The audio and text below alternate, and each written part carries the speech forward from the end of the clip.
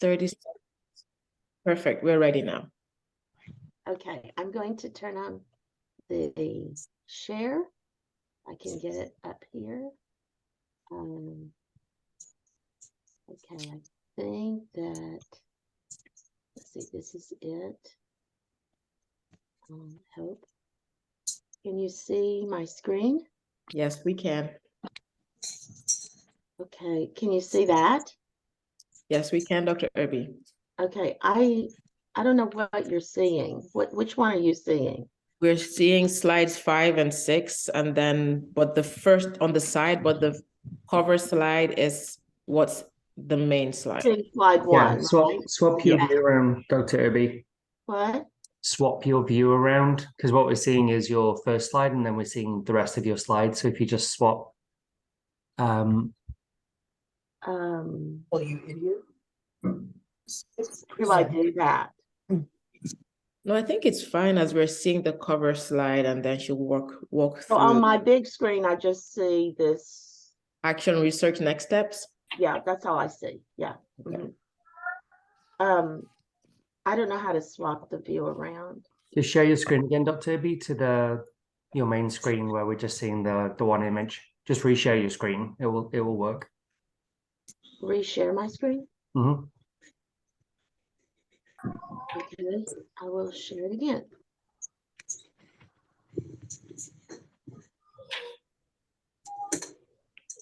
Now?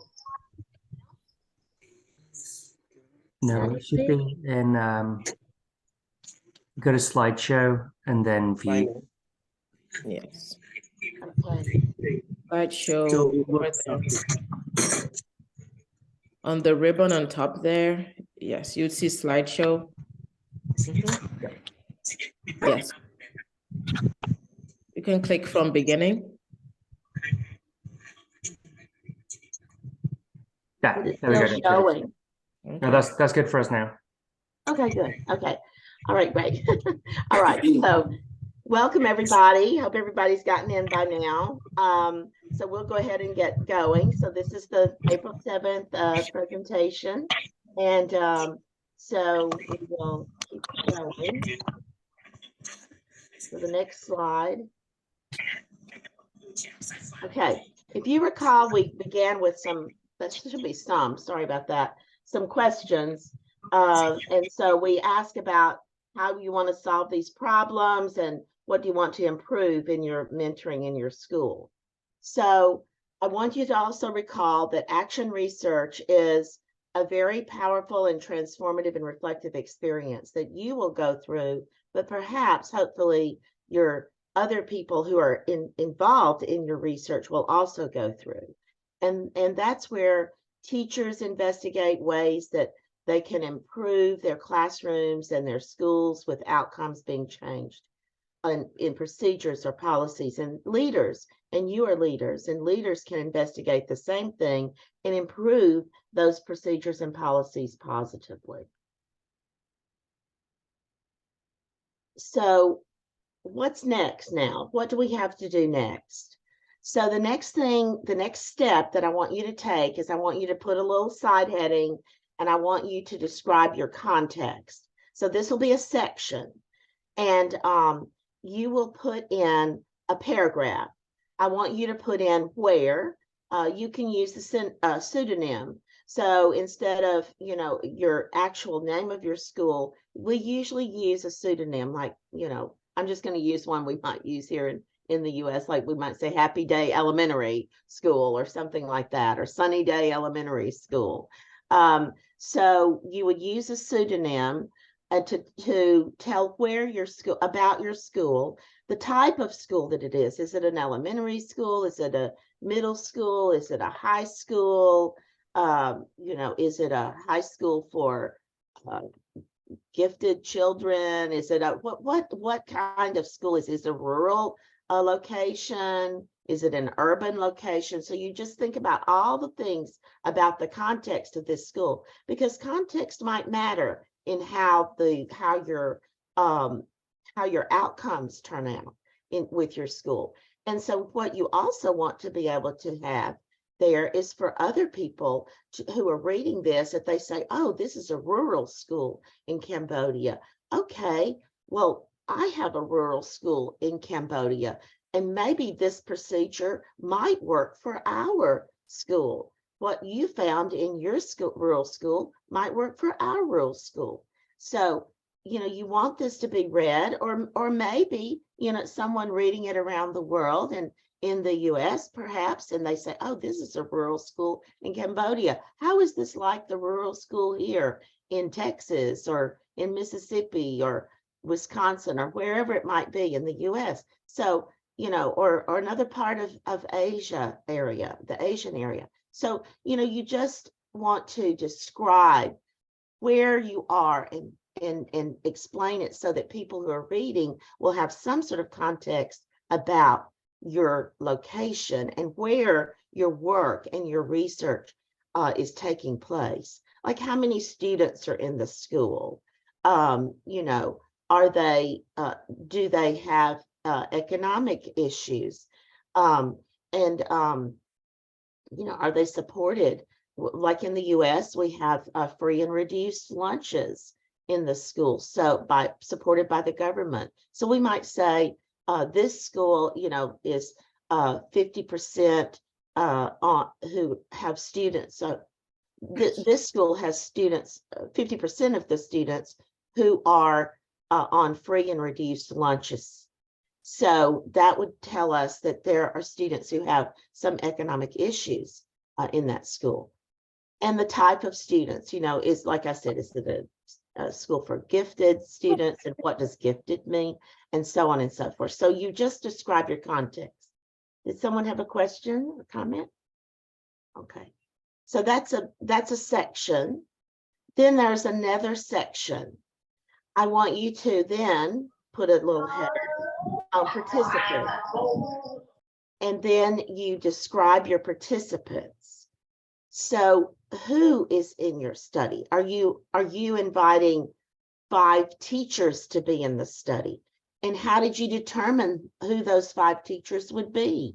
Are you studying a first grade teacher group?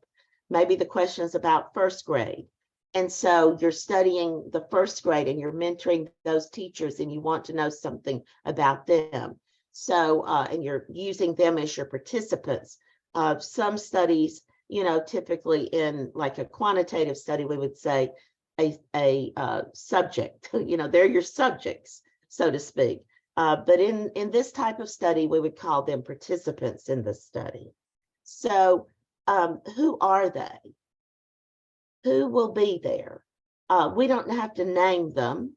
You know, if you put them in a table, if you have 5 teachers and you want to put them in a table describing each one, you could say, you know, you could name them a pseudonym again. And you would say, I'm using pseudonyms for my participants, because you wouldn't want to call them by their real name in a paper that you're going to be sharing out. So just put their pseudonym in, and you could put it in a table, and you could describe each one, each of those 5, you know, their age range, their years of experience, you know, what grade levels they've taught or what grade level they're teaching now. Maybe they're teaching reading, or maybe they're teaching mathematics or science. So you explain what they're doing. And you can do that in paragraph form as well. I'm just saying in a table, but you don't have to do that. So you would want to share, though, about your participants and how you determined that you were going to use 5 participants, and because these were that was all the first grade teachers in that school. So you used all 5 participants, and they all agreed to participate with you in your study. So you would talk about that, about your participants. And the next thing we're going to have, and I want this to be in a section. So, and we'll move sections around, but this is a section. It's about your instrument, and that's what we're going to talk about mainly today. So what we want to know is, how did you develop your instrument for your study? Now, your instrument, now someone had some questions in an interview, or they had looked up something in there, and I can't remember who it was right this moment, but so based on the literature, was your instrument based on the literature that you read? Did you ask some questions based on that, or based on the experience that you've had in the school? How did you develop it? And then how did you validate how are you going to validate the findings? How do you know that your instrument is going to get what you intend for it to get for you out of your study? So maybe you validate it with two teachers who are not in your study. In other words, you might ask them to take a look at your questions that you're going to be asking. Now, these aren't the research questions. These are questions that you would be asking. Remember, those 5 participants, of those 5 first grade teachers, you're going to be asking them questions to get to your research questions, to be able to answer your research questions. So you might share your research questions with those 2 teachers and say, do you think that this instrument that I have, these questions that I have on my protocol, or my interview protocol, or on my survey or my questionnaire, is going to help me get to these answers for my research questions? And they'll look at that, or they'll say, well, this question doesn't make any sense. I don't understand this question. How can we change this question? And so they'll help you to look through that. And that's called basically a face validity. So, so you will be doing face validity on your instrument. You may have an expert review group.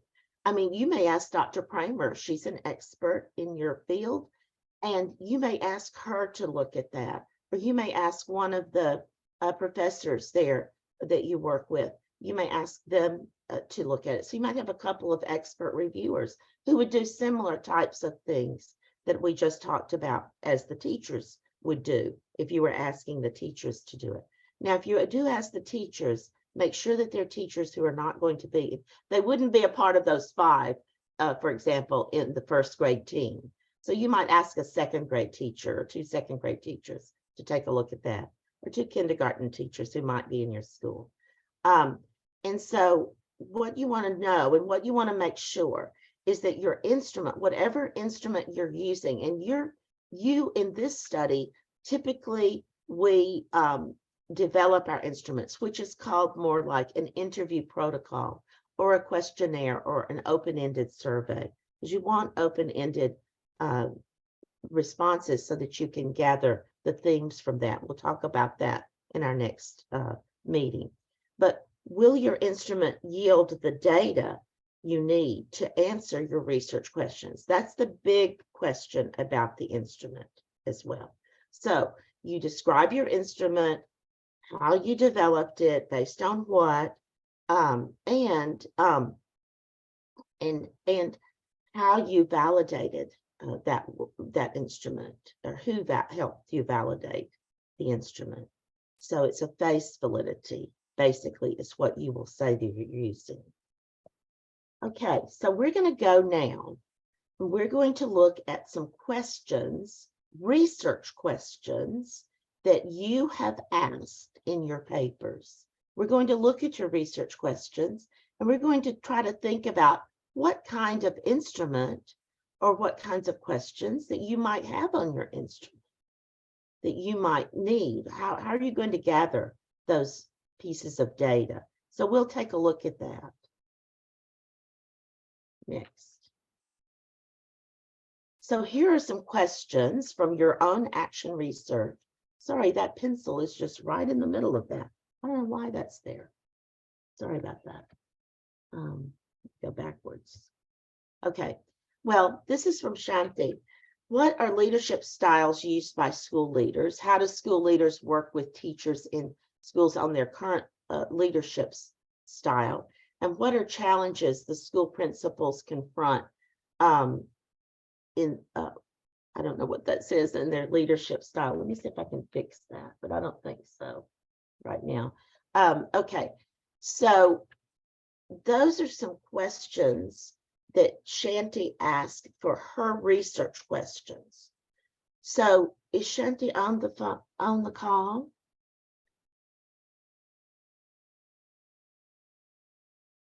I don't know if she's here.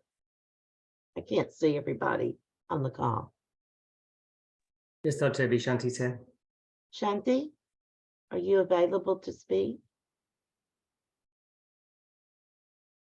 Okay, so Shanti might have like, oh, good. Okay, great. So how are you thinking about gathering the information you need to answer your research questions? In this case, responding to the first question, I would like to know the styles of the leading people in school from the school principal, which I already stated in the purpose, like I'm not quite sure. This also needs suggestion from your side. Like I don't need to compare, but I want to know between the school that I am teaching right now in, I would say, in the countryside. Yes, probably it's rural area part, while the other school is in urban areas. So I would like to know how it's affect to the school and the students and the teachers from the school leaders. So I want to know their styles of leading people, which impact on the teachers and then student after. Okay, so you're going to be, I suppose, interviewing your principal. Are you in two schools, Shanti? You have a countryside school or a rural school and an urban school, is that right? Yes, doctor, I am teaching in rural area school, but the urban school is where I used to do the project with, but not teaching. Currently, I am teaching only one school. Okay. Not school, Okay, yes. so how many, we'll go back to your participants and how many participants, and I hope this is helpful for everybody because these are the kinds of questions that you'll need to answer for your study too, these similar types of questions. So how many, so how many leaders are you expecting to have and in your study? So in my study, I aim to have around 15 participants. So two schools principal, school principal and vice principal, both school the same. So now 4 people, and then teacher. If I could ask consent from them, from the teacher science and social science teacher. Okay, that's good. So Yeah. you'll have about And 6. then if you know, like my question is maybe related to the, if the leadership style impact on teacher, then it will impact on the student. So I will have some student from high school grade, like maybe 10th, 11th grade student. Okay, all right. Yeah. So let's talk about your questions. So if you're going to include, you have about the school leaders. So you're going to ask them about how, I think that you would ask them, how would they describe their leadership style, right? That would be a question you would ask the leaders. Yes, and I also plan to do like make myself, but I don't think that I could do it. I was thinking about that, like maybe just doing the quantitative quantitative research probably, and that is the one of the question that I'm going to ask the school principal. So that would be qualitative. If you're going to go and ask the principal, tell me about what you think your leadership style is. Explain about your leadership style and how you lead. Okay, so let them talk, and you just let them talk, and you don't, and you can take notes, or you can ask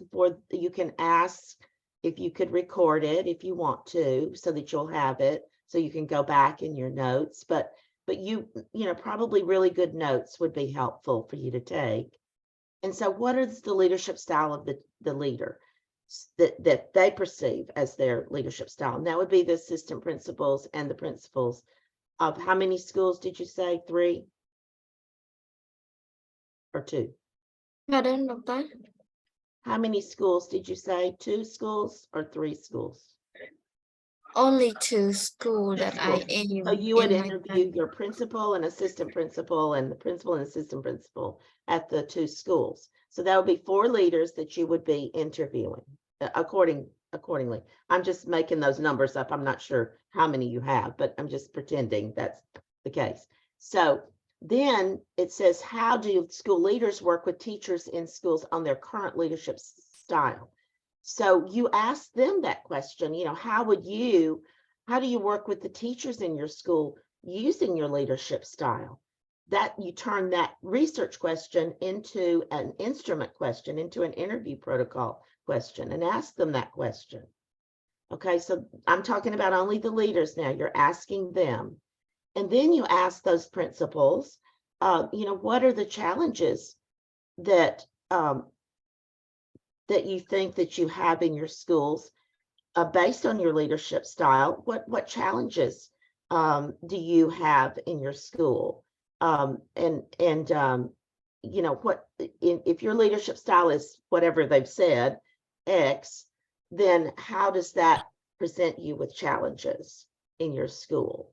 And how do you overcome those challenges? That's another question. You want to know how they overcome the challenges. So as you talk about that, now that, let me just say that this, if you have four principals, is that right? You have two lead principals, and then you have 2 assistant principals. Is that correct? Yes, Doctor. Yes, so you have 4 people. So based on your research questions, this is all about mainly about leadership and the leaders. So I would recommend that you actually use the 4 principals, the 4 leaders at your school, and I would include those 4 leaders for this particular study. You can do additional studies with the teachers, but that's what I would recommend. I mean, if you're interested in looking at from a teacher perspective, then you're going to need more research questions, I think. But I don't think that you need to do that. I think we need to keep it focused on the leadership in your case. So you might have 4 cases or 4 participants in your study for right now. Now you may have a lead teacher here or there, so maybe the lead teacher could also, well, I'm not sure. That doesn't answer your questions though. Never mind. I think it's all about the school leaders. Your questions here are. I want you to think about that. You can write me a note if you need to talk to me about it. Okay, Shanti? Or Yes, write thanks. you, Yak, and she can get back with me. Okay. All right. Or you can send a note inside your action research project. Very good. I'll follow up with Shanti for her questions for the notes you're speaking of. Thank you. Thank you. Okay, so Kimson, is Kimson on? No, she's not here. She has a class and she'll be done at 7:30 or 7:40. Okay. 8:40, I mean her time. So Okay. she's going to be a little late. We'll move on to, is Luang here? I'm sorry if I'm mispronouncing your name. Loeung. Yes, she is. Leung Kosal, Luang Kosal. Yes. sending her a message to mute. Yeah, there she is. Okay. Luang, you're here? Yes, Okay, let's talk about your research questions. This is for everyone. I mean, don't tune out on this. I want everybody to listen because this will help you in answering your research questions and getting your instruments developed. So, Leung, how do teacher-student perceptions and attitude to the learning environment relate to learning and teaching? So, okay, that's one question. Your next question, what are challenges facing Kampong High School in organizing the learning environment? And what suggestions do teachers and students have to make the school environment better? Okay, those are good questions. And so how do you plan on answering your questions? Leung. yes, hello. Hello. can you hear me? We can, yes, thank you. Yes, I'm gonna use a descriptive design.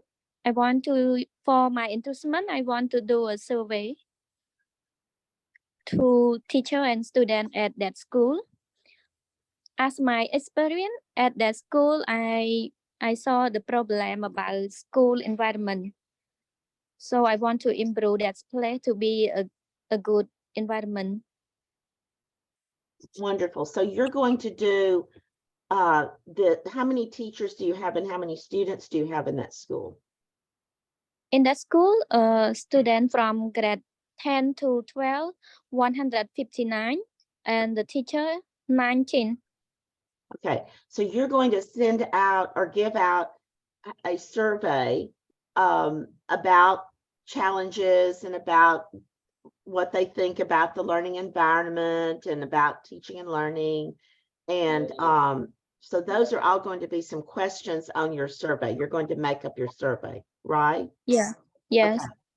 And then you'll have some suggestions. Maybe you have an open-ended question at the end of your survey. And Yes. you're going to say, what suggestions do you have to make the school better, the school learning environment better? So, or school environment, I think it's the learning environment. So what suggestions? So that would be an open question. So these other questions might be a question where they rate challenges, or they say this is a major challenge, you know, with a maybe a Likert scale, which is a 1, maybe you use a 1 to 3 or 1 to 5 scale, but I'm not sure how you're going to do that on your questionnaire. I don't know if all of the questions are going to be open-ended, but let me just say this, that would be a lot of open-ended questions if every one of them happened to be open-ended. Yes. Yes, it would be a lot of open-ended answers if you had 150 that responded, and you know, not so many for all the teachers, but yeah. So anyway, did someone have a question? Okay. So Lauren, I'm just wondering how you're going to do that, but I want you to think about that. And if you have any questions on that, please let me know, okay? I can help you. We can look at it. Our team can look at it and we can give you any feedback, but I think you're on the right track. I think that's good. Very, very good. Any questions? Okay. Excellent work. If you don't, let me talk about the Kampong High School. If you have permission to use the term, I mentioned you might want to use Happy Day High School or whatever, high school, sunny day, or whatever you make up a name, you know, then but if you have permission to use the name of the high school in your study, then you could use it.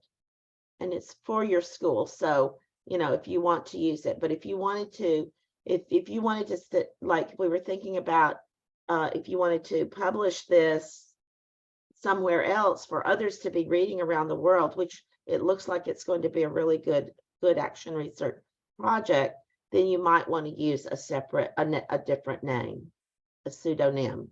Okay. Ismail, thank you so much for your excellent work. Is Mel here?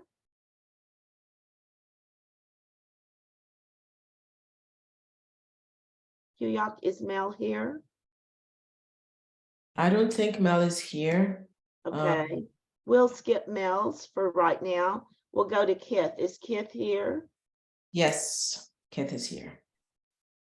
Okay, Kith, are you online? Yes. Can you hear me? Yes, yes. Wonderful. Okay, I'm sorry. Yeah, good evening. Yeah. Yes, Do you hear me? Good evening, doctor. good evening. Good evening. So your question is, are there any methods to encourage grade 7 students to receive good results in math, in their math major?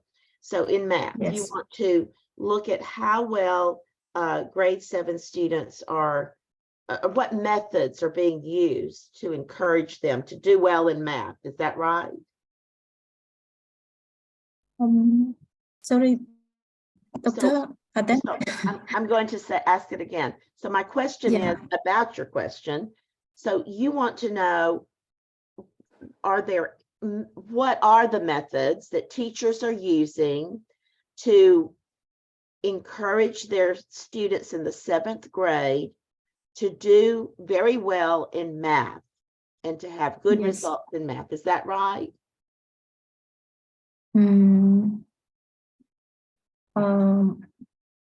Because I think more of students on this grade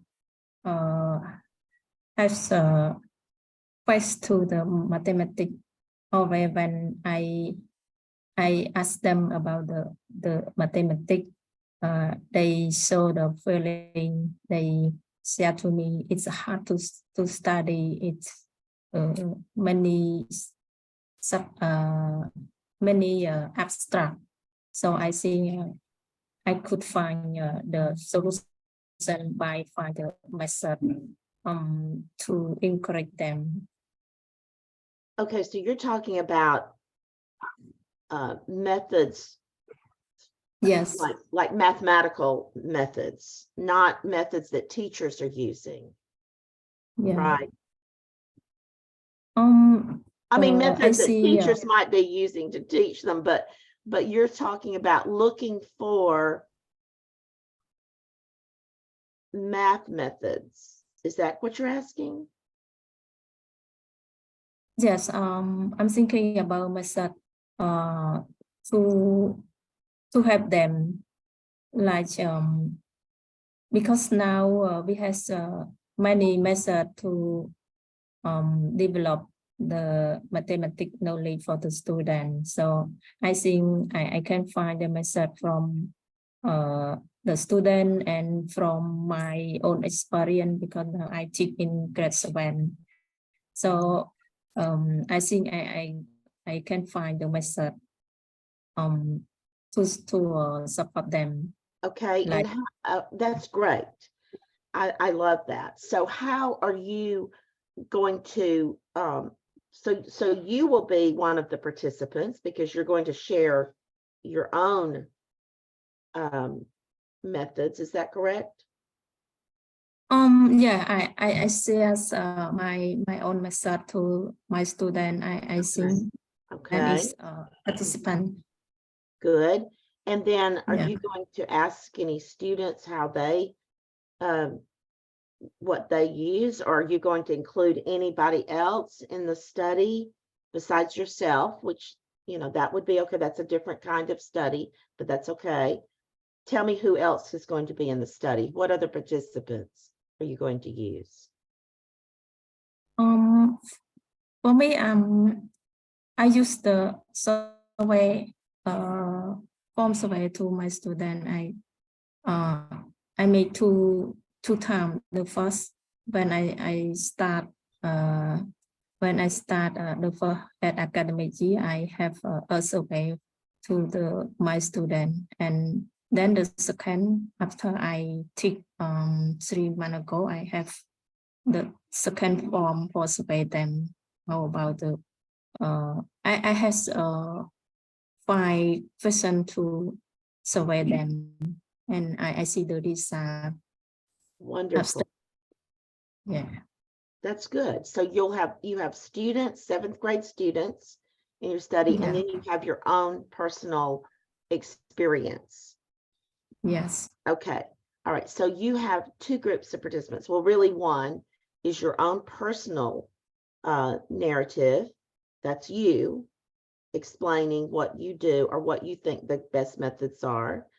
And then you have your students sharing what they think are the best methods. I mean, I'm assuming from your survey. So that's good. So you have a survey instrument, and then you have your own words in terms of your own narrative, right? You have 2 basically, or 2 groups. I mean, you plus your students. Yeah. Okay. And then you have an instrument of a survey. and then you're sharing out your own words and what you're doing. We'll work with you a little bit on that one. Dr. Etchells, can you help Kith on the personal narrative piece? Yes, Dr. Abby. Thank you so much. That would be very helpful. Okay, so all right. So I think that's very good, Kith. Excellent work. Thank you. Dr. Ivy, Yes. let me require when I send the assignment from my research, could you recommend on this paper? I want to see your idea. I want to update because I write down some, but I want the recommend from you. Sure, absolutely. We will. Yes. We will. We'll get back with you and help you with that. No problem. Yeah, one more thing according to my recent research, I think this is a quantitative, that's right, Doctor? I think that this, I don't know what your survey actually looks like exactly. I remember, but anyway, it depends on what your survey looks like. That could be quantitative if you're getting back like rankings, or if you're getting numbers. If you're getting numbers off of your survey, then you know, numbers are always particularly related to descriptive statistics, or you know, there could be some sort of analysis done on inferential, you know, statistical use, you know, and techniques. Or you know, if it's an open-ended survey, where I mentioned that about the someone else, you know, if it's an open-ended and you say, well, what methods do you use, students? And then they write it out, and then you're going through and we analyze whatever we gather the data from what they write, and then we analyze their words. We look at their words and what they have said. That would be qualitative. Okay, the other with numbers, mainly with numbers, that is quantitative. Even descriptive statistics, that's still quantitative.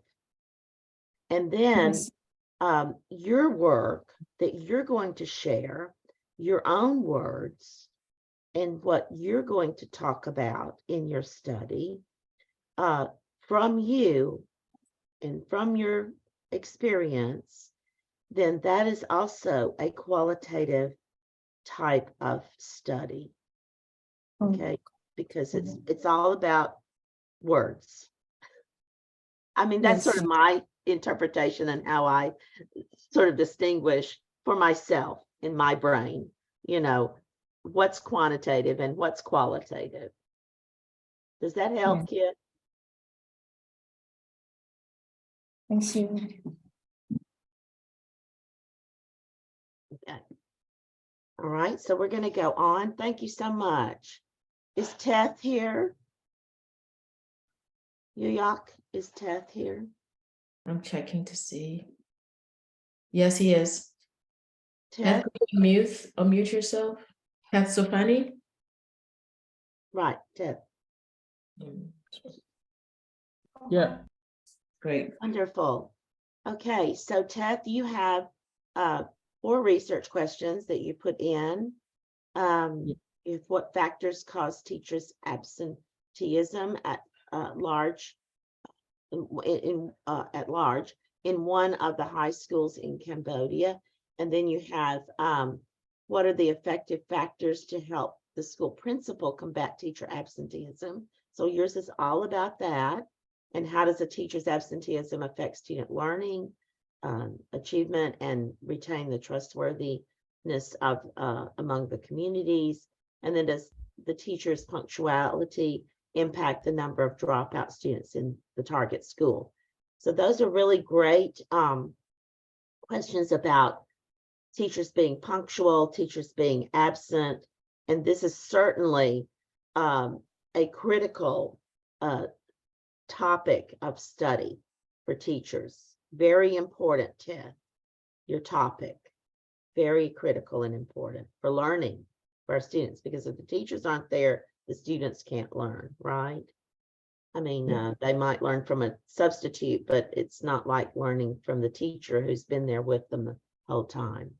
So, how do you expect to answer your research questions, Ted? Actually, this research question, I just do it based on my own experience into the practice of my previous teaching, and also based on some literature reviews. Wonderful. So how will you answer the first question in your school about your school? Is there a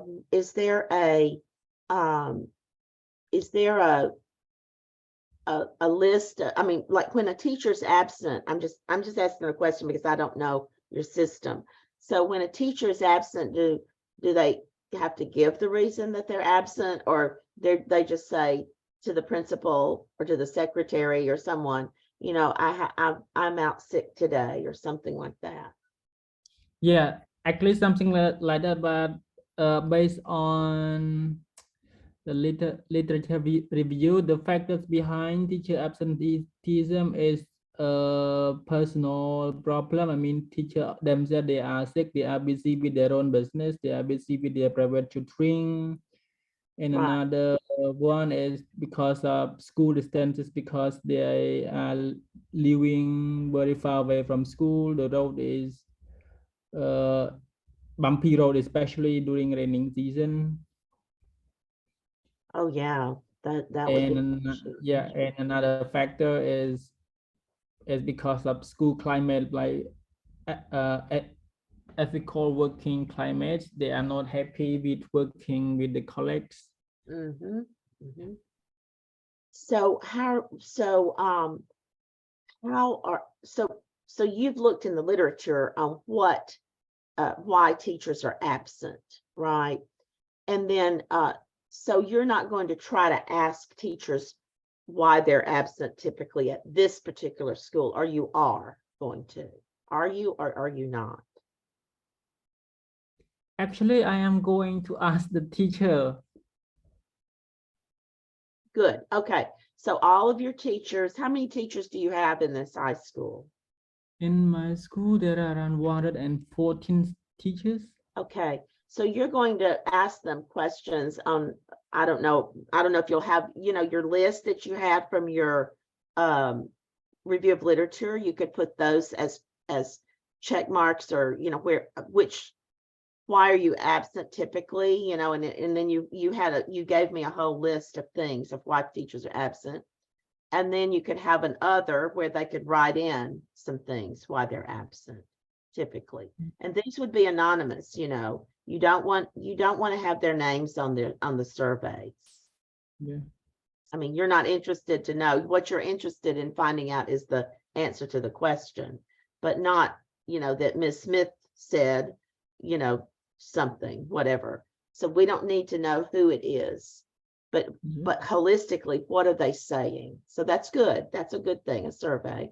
And what about the next question? You said, what are effective factors to help the school principal combat teachers' absenteeism? Are you going to ask the teachers, or are you going to ask the principal that? This one, doctor, I plan both. Because why I plan both? Because sometimes when we try to ask the principal, principal might refuse to answer such a sensitive problem. That's why for the question number 2, I plan to ask both principal and the school teacher sometime. Okay. If you want to know about school principal, you need to ask the information from the teachers. Sometimes if you want to know some from teacher, you need to ask the principal, because they seem to hide something behind. Okay. All right, good. All right, so you'll be asking them both. And then what about number 3? How are you going to get to that answer? For question number 3, actually, people automatically know that their teacher absenteeism surely affect student learning. But I just ask them because in order to make sure that I'm sorry, their perception is the same as what most of the people said or not. Mhm. Okay, so I think that we need to look at that question and figure out how we're going to get the how does it affect students' learning achievement. So I don't know, do you have the number of absenteeisms versus the student learning in a classroom, or how I just don't know how you're going to get to the term, the word is affect students' learning achievement. So the students' achievement. So how are we relating absenteeism to the achievement? See, that's a pretty hefty question, and that's maybe a different study from this one. I'm not sure, but you think about that, okay? And we can talk about that. Okay. I'm happy to have any other kind of conversation with you. I mean, we can have a Zoom and you and I can talk about that, or we can talk about it later. Is that okay? Because I'm not sure. I want you to think about that question, whether or not it's needed in this particular study, or is that another study later? And that may be a quantitative study piece. Yeah. But you can include it, but I just want you to think about it, how we're going to get to that. How can we answer that question? Not sure. I don't know right now, but you may know. Okay. And then does the teacher's punctuality impact the number of dropout students at the target school? So there again, I don't know how you're going to answer that question. So that word impact implies that is definitely how are you answering punctuality and equating that over to the number of dropouts in the school? Yeah. That's probably a quantitative piece as well. Number 3 and 4, I would say, are quantitative analyses, but maybe the last part of number 3 might not be. But the first part of number 3 question is, I think, a quantitative analysis, and also I think number 4 is quantitative, maybe. So anyway, I want you to think about that. Let's think about how we can answer those if you want to include those. The first 2 are pretty hefty in terms of qualitative analysis, number 1 and number 2. Those are good questions to answer in an action project, right? I think number 1 and 2. But I want you to think about 3 and 4 and how we could answer those if you want to include those. Okay? Yeah, thank you. Then we can talk about it. And I'm happy if you want to write to Yuyak or send her, I think you all have her email or Telegram thing. So, if you need to talk to me, I'm happy to have an individual meeting with you. Oh, great. Thank you so much. Okay, with anyone. Yeah. Okay. Thank you so much. Is Thank you so much, Tithing Dr. here? Thank you so much, Ted. We'll talk about it. Think about it now, okay? Yeah. Is Tithing here? Are you y'all? I don't think so, but Tim is. Tim is here, okay? Tim? All right. So the purpose that Tim wrote was about to investigate the factors contributing to mixed ability English classes, identify teachers' challenges in teaching English in mixed ability classes, and to find how teachers teach in mixed ability classes. So Tim, how are you going to answer those? Those are purposes. We would turn those into research questions, of course.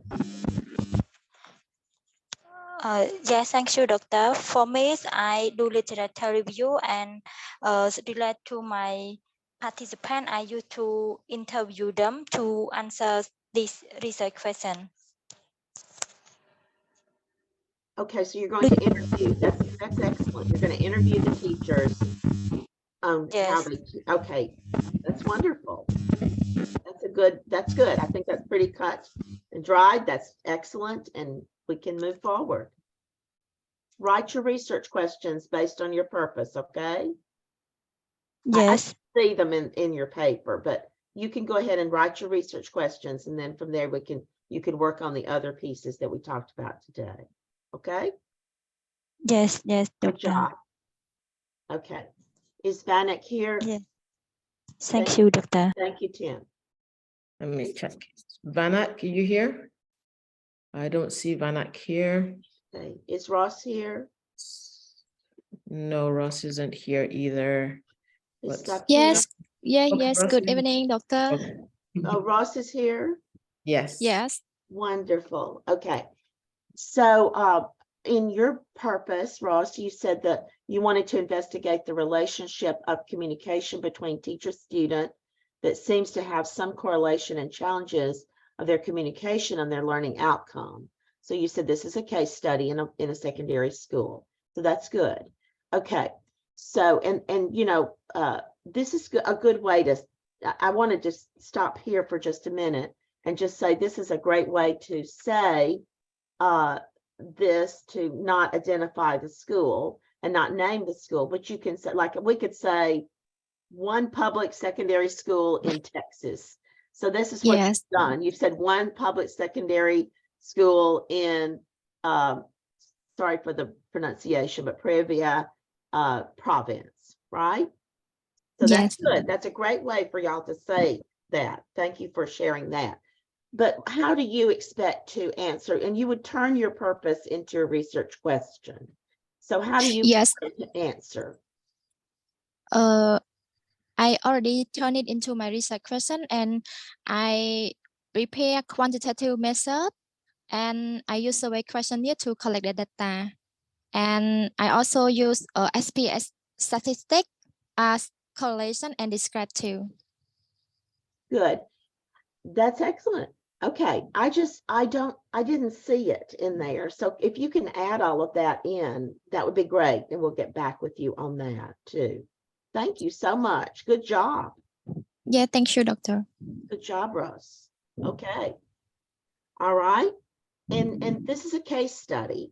And in case studies, you know, let me just say, in a case study, you can actually, and these can be action research case studies. That's not a problem. But in a case study, you can use both quantitative and qualitative data. And really in action research, you could, like if I'm taking the data on all of my students in my classroom or my school on their math test or whatever, then I could use that as well and do an analysis and comparing from a pre-intervention to a post-intervention that I did in my class or something like that. So I can still do that within this. Most of these questions, though, I think are that we've talked about are qualitative. This one, obviously, from Ross is a quantitative question because she's talking about correlations. And also, I'm not sure how you're going to get to the challenges, but anyway, we'll talk more about that. Okay. I'm not sure about challenges, how you got that, or maybe you asked that on the questionnaire, and that's good too. Okay. Thank you, Ross. Yes, yes, doctor. Thank you so much. Okay. And Zach, is Zach here? I don't think Zach is here, but we have a few other participants who have put their research questions in the chat box. I don't know if you want to take a look to Wait, I review. need to stop the share now so that Okay. I can look. All right, I'm going to put it back in the chat. One is from Sim, Okay. and Sim is asking, I'm just going to put that back here. Sim is asking what factors influence, he has two research questions on teacher turnover. Number one, what factors influence teacher mover decision to move to other schools? And number two, what are the effects of turnover on teachers who stay? My research is going to employ qualitative research design, and for the instrument is interview protocol. I would like you to please comment or recommend for this topic. Okay, so what influences teacher movers' decisions to move to another school? Okay, so they're transferring schools. This is Sims, and then what effects turnover teacher stayer? On what teachers who stay, yes. teachers Sam, who are you stay? here? Can you unmute so that you can? That's good. Okay, Yeah. I think that if you're using an interview protocol, that's perfectly fine. And you're going to interview the movers and you're going to interview the stayers. Is that right? Yes, doctor, because for the participant that are for teacher stayer gonna be invite to do the interview, and other participant the teacher who moved to school. There are 8 teacher mover who live who move in the following years in 2018 until 2022. Wonderful. I think that's perfectly fine. I think you need to move on with that. I think that's a great question and a needed question because we have many teachers who do move schools and we have many teachers who stay. So what's the difference? I mean, what causes them to stay? You know, it might Yeah. be that there's a mentor on the campus and that's really important to me, you know, as a teacher. But, you know, I have some help, or my colleagues in my first grade team is, you know, they're all really great and supportive and they help each other, you know. And, you know, I'm afraid if I move to another school, maybe I don't have that kind of support, or the principal is a really great supporter and gets us all the materials that we need to teach with and all of that. So that's really good. Those are great questions. And I think you're on the right track. Okay. Thank you. Thank I you. will upload the like some set of interview protocol for the teacher stayer and teacher mover, and appreciate your comment on that interview protocol. Thank Okay. you. Have you developed your interview protocol yet? I have developed, but I still need more input because of some Okay. kind of Can you like drop that? Can you research. drop that in the Google Drive for us? Yes, of course, I will do Thank that. you. And we'll take a look at your interview protocol. And so then maybe Dr. Kramer and I, or maybe in New York, maybe we could look at it and give you some feedback on that. And we would be your expert reviewers for your protocol, and you'd have face validity, right, Dr. Kramer? Yes, and you know, one thing that I think she may be mixing is she may be asking not why people stay, but rather what is the effect on people who stay when other teachers leave. I'm not sure Yeah. which of those. I'm not sure, but we can work on that. But you know, maybe if she's interviewing people who've moved from that school and people are staying, then she gets the answers and then she can compare the two, you know, between the two, what's going on there. You know, I think that would be her ultimate goal, to look at, that be the question, you know, why are they staying and why are they leaving, you know? I think that's the important one, yeah. Right, exactly. Good point. Okay, I have another one from, I'm sorry. Yes. Sokmi. Let's see, conduct a survey as an instrument with around 100. I'm sorry. So Okay. Soqueen is asking, what is the BA +2 student satisfaction with your teacher's performance regarding teaching competency at the National Institute of Education? What is the BA +2 student satisfaction with your teacher's performance regarding assessment at the National Institute of Education? And question number 3 from Sokmin is, what is the BA +2 student satisfaction with your teacher's performance regarding generic skills and learning experiences at the National Institute of Education? Actually, I had a sample survey. Could you give me some suggestions in terms of this survey? Sokmin, could you unmute yourself so that you can expand on your research questions a little bit for Dr. Irby? Yes, thank you, teachers, and good evening, doctor. So actually, the research I tend to conduct it in quantitative research, and it is the descriptive that is I want to my result is want to be described as descriptive statistic, and all of these I want to focus on the student satisfaction, and it is the about the BA+2 student at NIE, National Institute of Education. So there are three factors that I would like to find out: the student satisfaction over the teaching performance of their teachers, and another one is teacher performance regarding their assessment that they do with their students.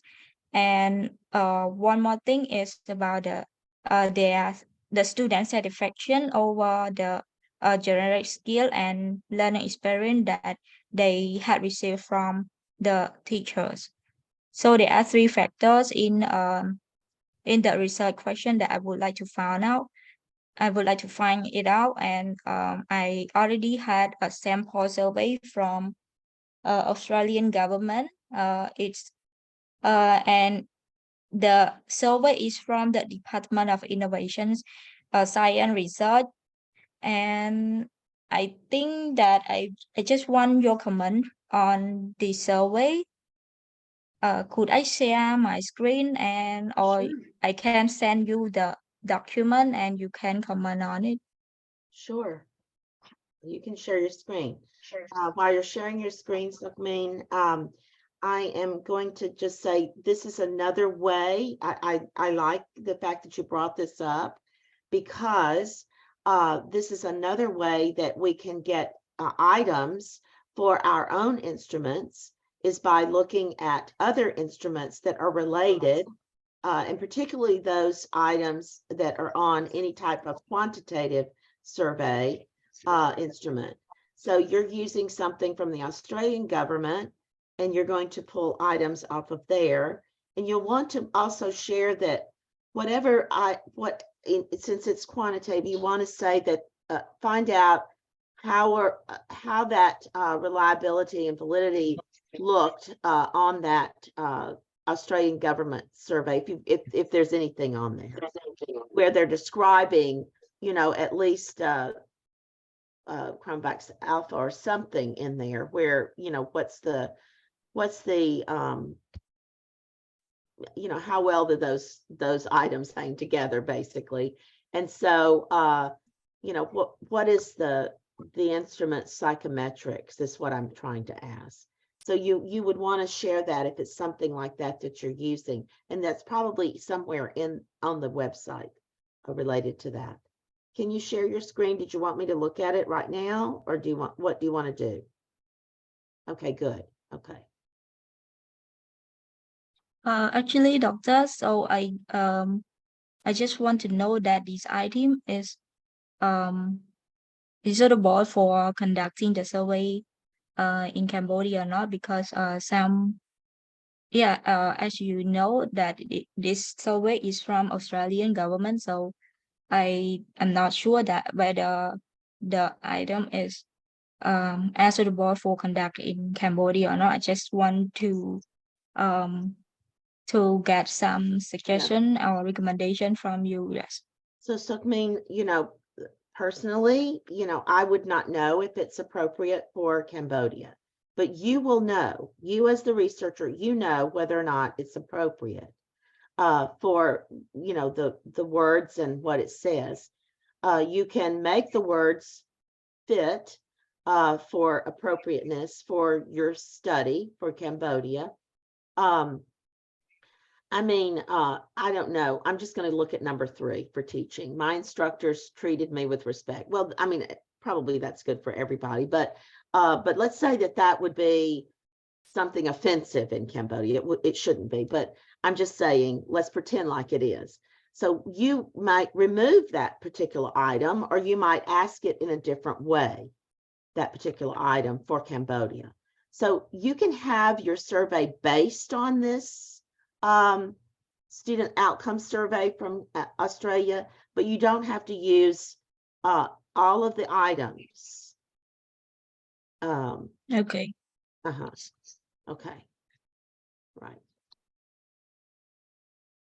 Okay, does that help? Yes, doctor, thank you so much for your comment. So I will go through the survey and yes, try to omit or so can I add some item on the survey? You can add, you certainly can, yes. And then So we'll it's talk not a little bit affect. more about your survey. I'll need to we can meet together on your survey. Again, I would need a meeting with you, okay? So Queen, I have Yes, sent you thank- directly a link to a folder that I've created for you with your name on it. So if you click on there and drop your documents in there, Dr. Irby will take a look at it. Yes, thank you so much, teachers, and also Dr. Irby for your recommendation. Yes. Good. So I think Kimson is here. Thank you so much. Kimson is here and wanted to, did we go over yours about blended learning? Hers is what do student teachers view on blended learning? And what do student teachers struggle with their students through blended learning? So she's really interested in blended learning. Is Kimson here now still? Yes, she is. Okay, good. So Kimson, you're student teachers. Let me ask you about this. Now you're talking about people who are in the teaching field at the university and they're going out to do their student teaching. Is that right? It looks like she's dropped out of the call again. Oh, For some reason, maybe okay. network So issue. I'm not real sure about, It's fine. I just want to make sure I understand. So, okay. So anyway, we'll get back with Kimson Yuyak, if you don't mind to write Kimson that question. I can look back at her entire study and what she's written about and double check. But I think that I'm going to do this so it's recorded, but I think Kimson's would actually be, let's see, those would be interviews with, if they are with student teachers. So I think, so those would be interviews to find out what their view is, what their perspective is on blended learning, and then what struggles they have with blended learning. So that's a personal interview, okay, with those student teachers. Okay, and that's a good topic, great topic. Well, thank you so much, everybody, for coming. I hope that just going through some of these questions helped you related to your instrument. And remember, you need to do your next sections on context and participants and your instrument. Write about your instrument and what you're going to use, okay? Thank you so much for this, and you have a nice evening and a nice rest tonight. Thank you. Okay. Thank you to all the participants. And oh, sorry, Dr. Prema, did you want to say something? Please go right We ahead. could have everyone turn on their camera and do a shot, That's right. you know, a gallery shot, maybe. Who's doing that?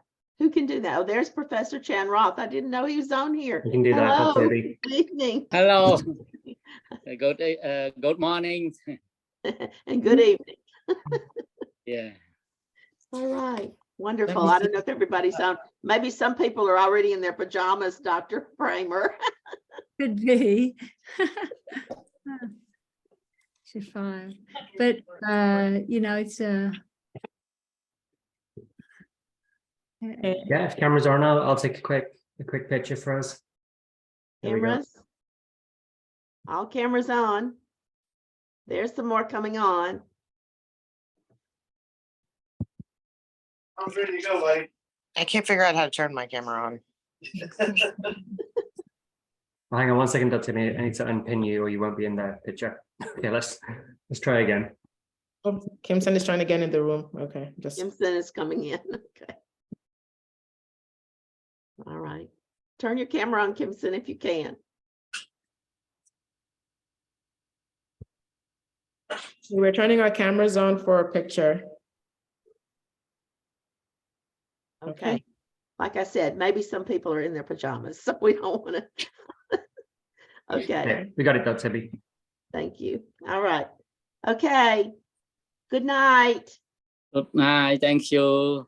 Thank you very Thank you, much. Professor. you. Yeah.